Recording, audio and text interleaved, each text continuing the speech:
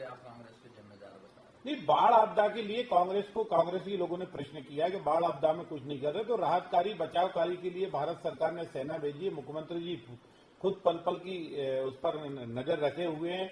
मंत्री, प्रभारी मंत्री और ये सारे लगे हुए हैं, कलेक्टर्स लगे हैं, एसपी लगे हैं और सेना बुला ली गई है।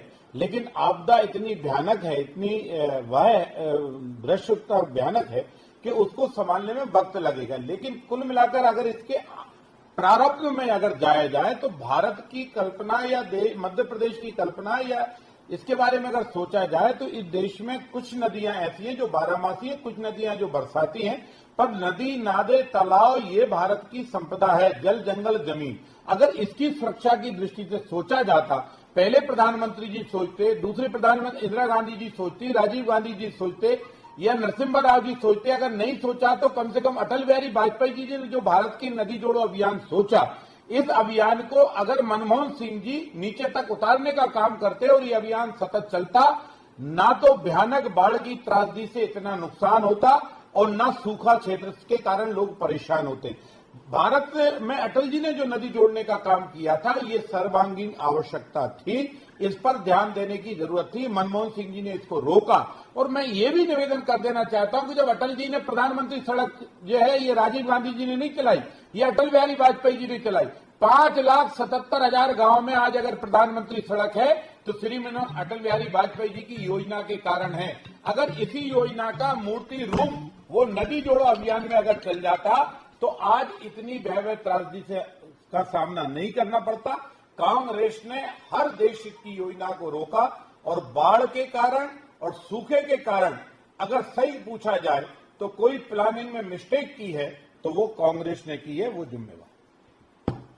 सालों में जब राज्य में बीजेपी की सरकार है, बीच में 15 महीने जरूर कांग्रेस की रही, लेकिन इस दौरान क्या ऐसा कुछ नहीं किया जा सकता था जिससे इस तरह की त्रासदी को रोका जा सकता? 15 साल जब हमारी सरकार रही, उस सरकार के बीच में लगभग 10 साल तक जो है 9 साल तक माननीय प्रधानमंत्री थे मनमोहन सिंह जी, और नदी जोड़ो अभियान ये राष्ट्रीय योजना का परिप्रेक्ष्य में था। उस योजना को तत्काल मनमोहन सिंह जी ने भैया राहुल गांधी जी की सलाह पर बंद कर दिया था। अब इस योजना पर विचार किया जाता तो होता।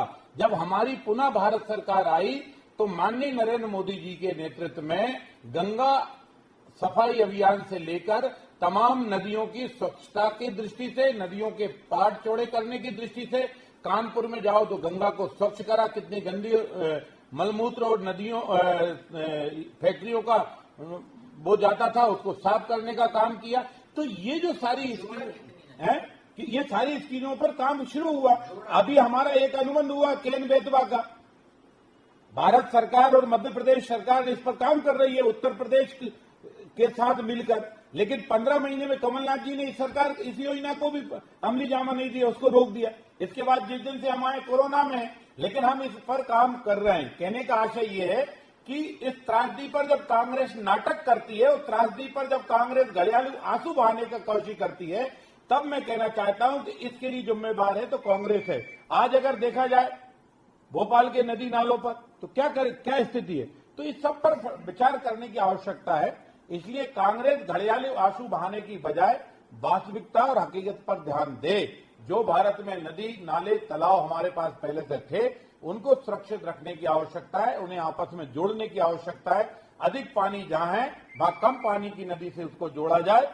और इसलिए जब एक नदी केन, बेतवा, गंगा, यमुना, सरस्वती, कावेरी, पार्वती, कालीसिंध ये जब सब एक हो जाएंगी तो मुझे नहीं लगता कि इतनी भयानक त्रासदी का हमें सामना करना पड़ेगा। अगर हम नहीं करेंगे तो ऐसी त्रासदियों का सामना करना पड़ेगा।